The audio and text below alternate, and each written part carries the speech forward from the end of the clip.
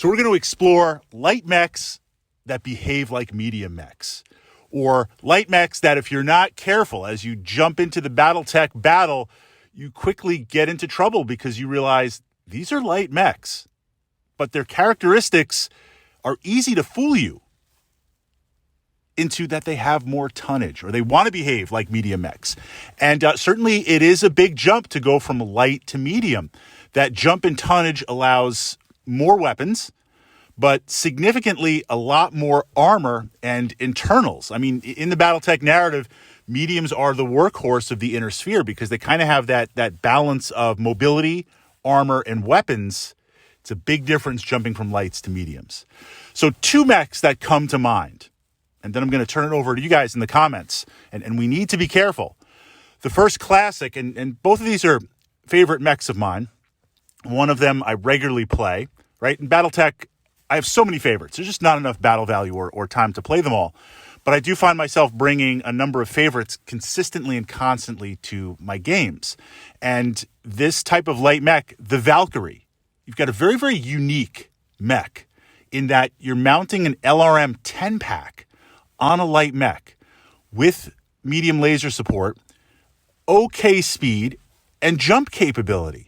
That's a pretty interesting package because it's mounting weapons similar to a medium mech, but since it doesn't mount the armor, you're bringing down that battle value. It's a really, really cheap buy-in, and it's excellent for hunting down light mechs. It's great for a little bit of low battle value indirect fire when you have that opportunity.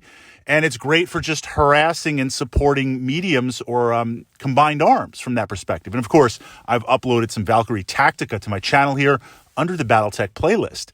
But it's easy to fool yourself into thinking that this is a lower tonnage medium mech and get yourself into a lot of trouble because it is a light mech and the armor is a light mech and it is going to fall apart under firepower very, very fast. So that is a mech when I play it. Yes, I want to be aggressive with it. Yes, I want to utilize it as forward-facing as I can. But I got to always have that out. I got to stay mobile. I got to be aware of what's going on, what my lancemates are doing, what you're doing as my opponent. Second favorite mech, and this one's a little bit harder to play as a light mech because it wants to be a medium mech. It aspires. The Panther. You've got a PPC, one of the most damaging weapons in terms of range and damage.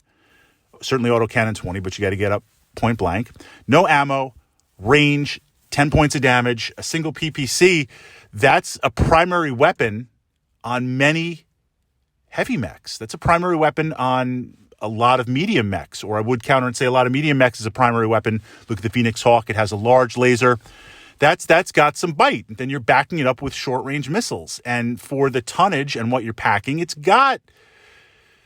okay speed. Not the best for a light mech, but that's the trade-off. You're packing all that into a low battle value chassis.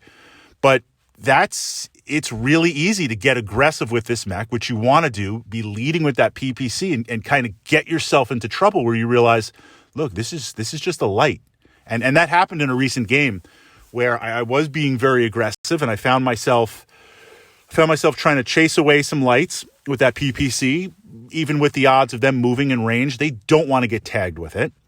And we're moving up, and some of my lights and my mediums and my heavies are engaging 2 other lances and some combined arms. And I'm up there with the Panther. I chase away the light mechs.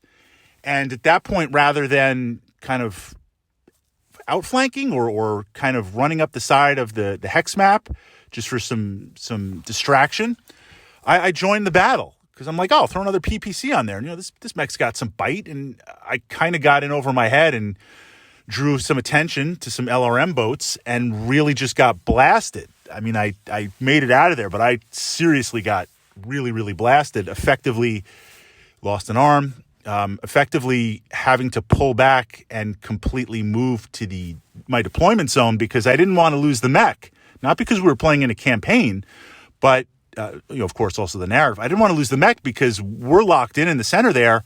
We're battling out 2 lances, combined arms, infantry. I don't want to lose that one initiative.